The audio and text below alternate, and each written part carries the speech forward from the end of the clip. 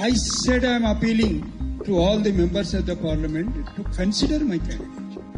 इसलिए cross voting की चर्चा नहीं होती है। हमारा मत होगा कि हम सब लोग इनको कैसे विजय बनाए, इसके लिए आगे की रणनीति सुनिश्चित करेंगे। उपराष्ट्रपति चुनाव को लेकर देश में सियासी सरगर्मियां तेज हो गई हैं। इसी सिलसिले में इंडिया गठबंधन के उपराष्ट्रपति पद के उम्मीदवार बी सुदर्शन रेड्डी समर्थन जुटाने के लिए झारखंड की राजधानी रांची पहुंचे। रांची पहुंचते ही जस्टिस रेड्डी ने मुख्यमंत्री हेमंत सोरेन के प्रति अपना पूरा भरोसा जताया। कांके रोड स्थित मुख्यमंत्री आवास पर एक प्रेस वार्ता को संबोधन करते हुए उन्होंने कहा कि उन्हें हेमंत सोरेन से 100% उम्मीद है। जस्टिस रेड्डी ने हेमंत सोरेन का बचाव करते हुए एक बड़ा बयान दिया। उन्होंने कहा कि मुख्यमंत्री को प्रताड़ित किया गया और उनकी गरिमा को कुचला गया।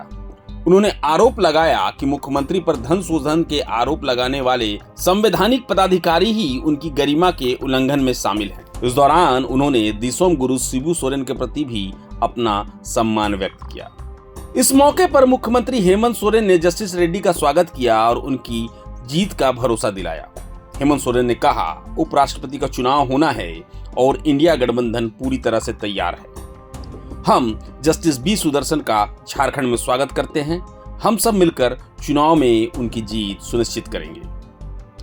आपको बता दें कि उपराष्ट्रपति पद के लिए मतदान 9 सितंबर को होना है। अब सवाल यह है कि आखिर बी सुदर्शन रेड्डी हैं कौन?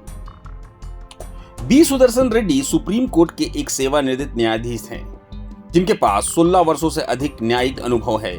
जुलाई 1946 में जन्मे रेड्डी 1995 में आंध्र प्रदेश हाईकोर्ट के जज बने। इसके बाद वो 2005 में गुवाहाटी हाईकोर्ट के चीफ जस्टिस नियुक्त हुए और 2007 में सुप्रीम कोर्ट के न्यायाधीश बने। अब इंडिया गठबंधन ने उन्हें उपराष्ट्रपति पद के लिए अपना संयुक्त उम्मीदवार बनाया है। यूपीए की तरफ से जो कैंडिडेट हैं बी सुदर्शन रेड्डी जी, वो भी आज यहाँ मौजूद हैं। और आज के हमारे कांग्रेस प्रभारी भी मौजूद हैं। तेलंगाना से आए रघुराम रेड्डी जी भी हैं। सभी हमारे सांसद भी हैं कांग्रेस के, जेएमएम के। और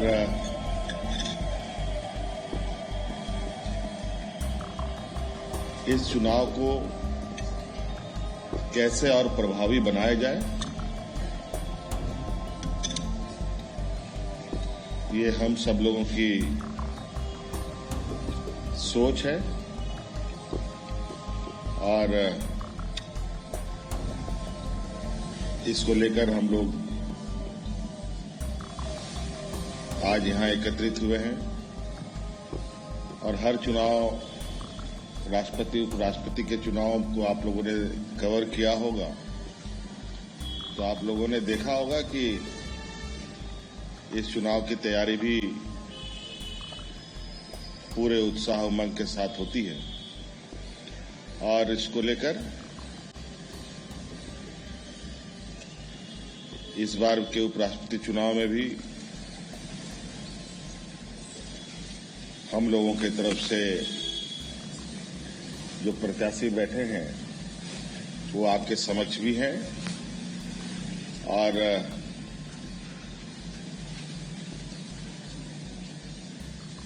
जितने भी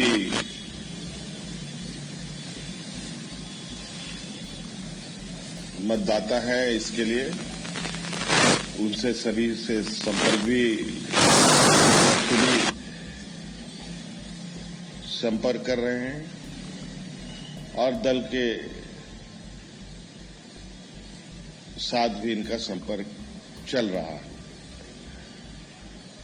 और उसी क्रम में झारखंड प्रदेश भी इनका आगमन हुआ है। हम सब लोग इनका पुरजोर से स्वागत करते हैं। और हमारा मत होगा कि हम सब लोग इनको कैसे विजय बनाए, इसके लिए आगे की रणनीति सुनिश्चित करेंगे। इसलिए आज हम लोगों ने बैठक की है। 9 तारीख को आई थिंक चुनाव है, 9 तारीख को मतदान होना है और इसको लेकर आगे के भी संपर्क अभियान हमारे प्रत्याशी महोदय का होना है। इसलिए विशेष आज के दौरा को लेकर हम चाहेंगे कि यूपी की तरफ से घोषित प्रत्याशी रेड्डी साहब खुद आपको इससे अवगत कराएं। धन्यवाद। मुख्यमंत्री जी से मिलकर उनकी समर्थन मांगने के लिए जरूर आया हूं। अभी बैठकर कुछ बातें कर रहे थे हम। देश की क्या परिस्थिति है आज, क्या माहौल है, इस पे थोड़ा गुफ्तगू हुई है हम दोनों में। And there was a conversation between us as to what is happening in this country and to this Constitution of India as by law established. मेरा journey with the Constitution of India has begun in the year 1971 and it still continues. And I have agreed to be the candidate of the opposition political parties, thinking that this election is also part of the same journey. Office of the Vice President is an important constitutional institution.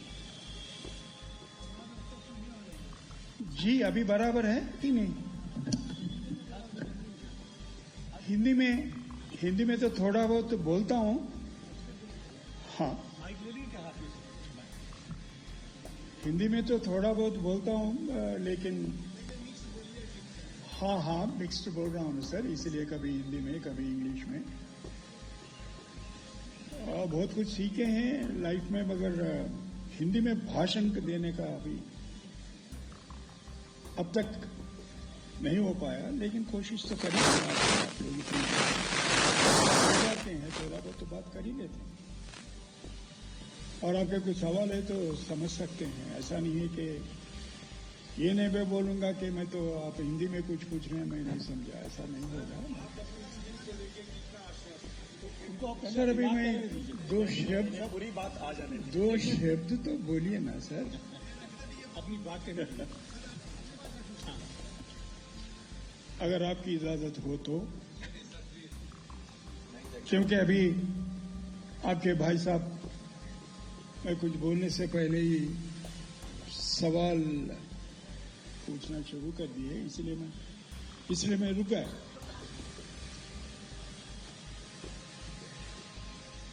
आपको सबको मालूम है त्रिवेणी संगम क्या चीज होती है। Confluence of 3 reverse. वैसा संविधान का भी एक त्रिवेणी संगम है, वो है टेक्स्ट, हिस्ट्री एंड स्ट्रक्चर। अभी आप संविधान हाथ में लेकर एक एक अधिकरण अगर पढ़ते जाएंगे, वो कुछ समझ में नहीं आएगा। Unless you know the idea of the Constitution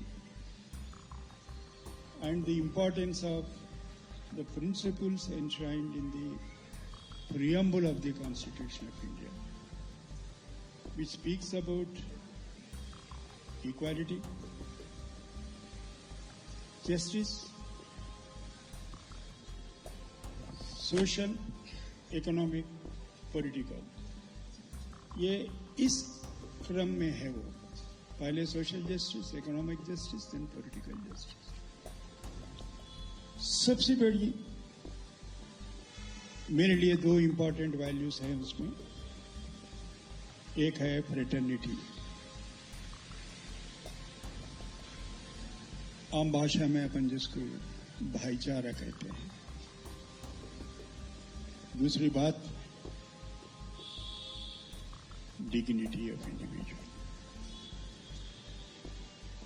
जो आपके मुख्यमंत्री सोरेन जी के साथ जो हुआ,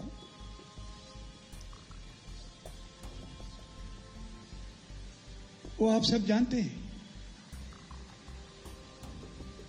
जिस तरीके से उन पर कुछ इल्जाम लगाए थे और जजमेंट मैं नहीं दे रहा हूं आज। Supreme Court said there is no iota of truth and all the allegations made against him are imaginary. क्यों ऐसा हालात देश में पैदा हुए, कौन इनकी जिम्मेदारी है? खैर, सोरेन जी अपने साथ आज बैठे हुए हैं because of the judicial process and he holds the judiciary in high esteem and of course I also hold the judiciary in high esteem. But एक सवाल मेरे मन में हमेशा उठता है कि what happened to his dignity. जिस तरीके से उनको सताया गया है, जिस तरीके से उनके साथ बर्ताव किए हैं, डिग्निटी अभी जो मैं बात कर रहा था, प्रतिष्ठा, व्यक्तिगत प्रतिष्ठा, वो तो भंग हो गई है। तो कौन जिम्मेदार है इनके लिए?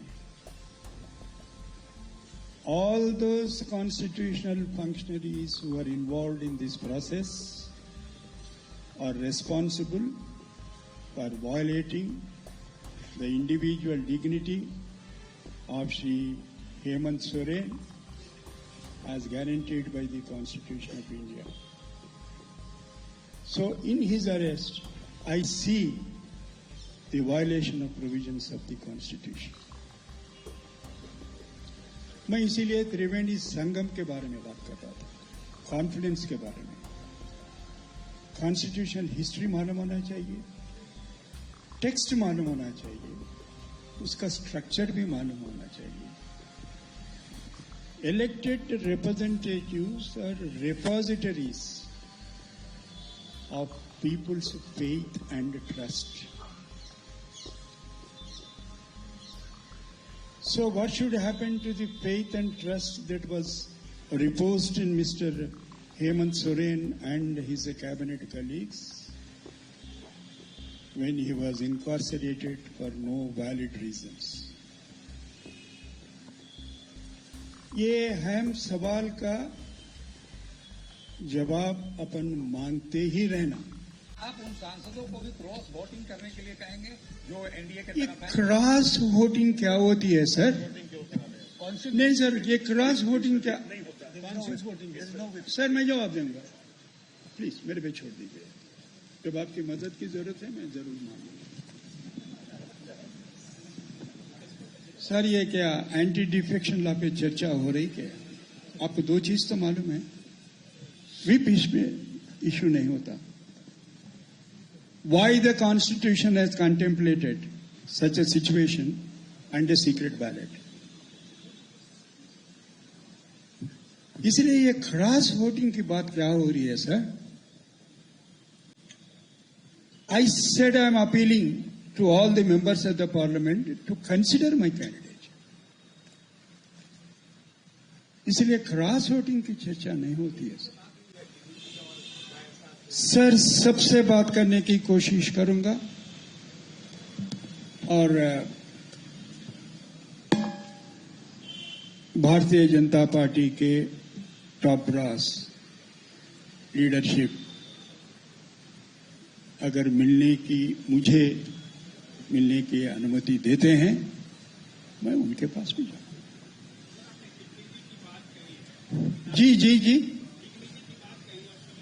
जिक्र आप लगातार कर रहे हैं। अभी लगातार नहीं सर, मतलब मैं 50 साल से कर जी रहा हूँ। जी लेकिन अभी जिस तरीके से पार्लियामेंट में अभी 2 बिल अभी आए हैं और आपने तैयार का भी जिक्र किया है, चूंकि एक अहम पद होता है वाइस प्रेसिडेंट का, तो बीजेपी के भी कुछ नेता हैं, भले वो सामने आके नए बोलते हो, एमपी हैं कई सारे ऐसे, तो आप क्या इंडिविजुअली ऐसे लोगों को अप्रोच कर रहे हैं जो ये जान रहे हैं कि गलत हो रहा है? सर सवाल क्या है? What is the question? मेरा क्वेश्चन ये है कि इन जो बिल आ रहे हैं अभी, इसमें तो एक कौन सा बिल की बात कर रहे हैं सर? जो 130 अभी जो संविधान में संशोधन हुआ है, जिसमें यह है कि 30 दिन के भीतर, और ईडी सीबीआई का जिस तरीके से इस्तेमाल हुआ है हल्के दिनों, उसमें 2 चीज है सर। बिल इंट्रोड्यूस हुआ और जिस तरीके से इंट्रोड्यूस हुआ वो तो आप देखे हैं लोकसभा में, और तुरंत उसको ज्वाइंट पार्लियामेंट्री कमेटी को भेजा गया। It is under the active consideration of the Joint Parliamentary Committee, which will be scrutinized by the members of the House, both the members of the House. फिर इसका रिपोर्ट आएगा, फिर इसके बाद में अपन उस पर चर्चा करेंगे। एक सवाल मेरा है, कौन सा सवाल? एक सवाल मेरा है जो पहले ही पूछे थे। ये संविधान का जिस तरह से मतलब उसका उल्लंघन किया जा रहा है, जैसा आपका भी आरोप है और लगातार आरोप लग, मैं किसी पे आरोप नहीं लगा रहा हूँ, मतलब संविधान का जिस तरह से उल्लंघन, जो अभी जो बात है जी अपने बीच में, आप भी जानते हैं और हमसे अच्छा आप जानते हैं। नहीं, मेरा सवाल ये परिस्थिति के बारे में बात परिस्थिति जो है, तो संविधान की रक्षा का अंतिम अधिकार सुप्रीम कोर्ट को दिया गया है, तो क्या सुप्रीम कोर्ट आज के डेट में बड़ा हो गया है? सुनिए sir, a slight correction there. Supreme Court upholds the Constitution. That is the oath which I have taken. सिर्फ 2 लोगों के लिए वो शब्द इस्तेमाल कर रहे हैं, protect and defend the constitution of India, वो है राष्ट्रपति और उपराष्ट्रपति। जहां तक स्टेट की सवाल है, सिर्फ राज्यपाल महोदय के पास है। So Supreme Court is not the defender and protector of the Constitution. Supreme Court interprets the Constitution. Supreme Court upholds the Constitution. Supreme Court respects the Constitution. ये डिस्टिंक्शन है। कॉलेजियम को आप कितना उचित मानते हैं सर? सर ये collegium किधर से किधर लेके जा रहे हैं सर? ये कोलिजियम पे यहाँ पे क्या है चर्चा सर मेरा एक प्रश्न है सर एक मेरा प्रश्न, क्योंकि सर इधर देखा जाए सर, इधर सर प्लीज सर, मेरा एक प्रश्न है कि आप चूंकि हैदराबाद से हैं। बिल्कुल सर। और हैदराबाद में भी माननीय राज्यसभा सांसद हैं, लोकसभा सांसद है, उसमें विपक्ष के भी होंगे, तो क्या आपकी अंतरात्मा हैदराबाद जवाब दिया, सवाल पूछ लिया। और आप कुछ बोल रहे? चंद्रबाबू नायडू? जी, चंद्रबाबू नायडू अब हैदराबाद में नहीं है। नहीं, मैं उनके बारे में, बाकी जो माननीय सांसद हैं उनका किस तरह से आपके अंतरात्मा की बात सुनेंगे? क्यों नहीं सर, वो पार्लियामेंट के सदस्य हैं ना, उनके पार्टी के भी। चलिए, चंद्रबाबू नायडू साहब तो हमारे मित्र हैं 45 साल से। आप पूछिए, लास्ट क्वेश्चन, आखिरी सवाल पूछिए सर। हाँ, आवाज आ रही है, बोलिए। आ रही है आवाज, बोलिए, आवाज आ रही है। एक सवाल हमारा है, सवाल ये है, आप उन्हीं से लड़ रहे हैं जिन्होंने हेमंत सोरेन जी को गिरफ्तार करवाया था राजभवन से, पता है, राधा कृष्णन जी से। तो ऐसे में आपने जितनी भी बातें कही हैं संविधान से संबंधित, या जिनके लिए आपने बात, भाईचारा वाली भी जो बात आपने कही, ठीक है, जीत हार तो होती रहेगी, वो जीत हार कोई मायने नहीं रखती है। हारने के लिए तो लक्ष्मीबाई भी हार गई थी, मैं इसे नहीं मानता। हमें केवल एक सवाल का जवाब दीजिए कि जिस राधा कृष्णन जी ने राजभवन में हेमंत सोरेन जी को गिरफ्तार करवाया था संविधान को ताक पर रख करके, और हेमंत जी भी बगल में आपके बैठे हुए हैं, उनका स्पष्ट भी आपके पास जरूर ही पहुंच रहा होगा। आप बताइए कि कैसा फील कर रहे हैं, और अगर संभवतः मान लिया अगर कुछ कल्पना या परिकल्पना के इतर अगर चुनाव परिणाम आ गया तो आप क्या कहेंगे इस पर? सर ये तो बहुत बड़ा कमेंट्री है सर, सवाल कहाँ था सर? ये commentary on the state of affairs. Hemant ji और मेरे में जो चर्चा हुई, बातचीत हुई, उसकी बात तो जिक्र ही नहीं हुआ। अगर आप पूछते हैं, मैं एक शब्द बोला हूं आपको, आप जरूर नोट कर लिए होंगे।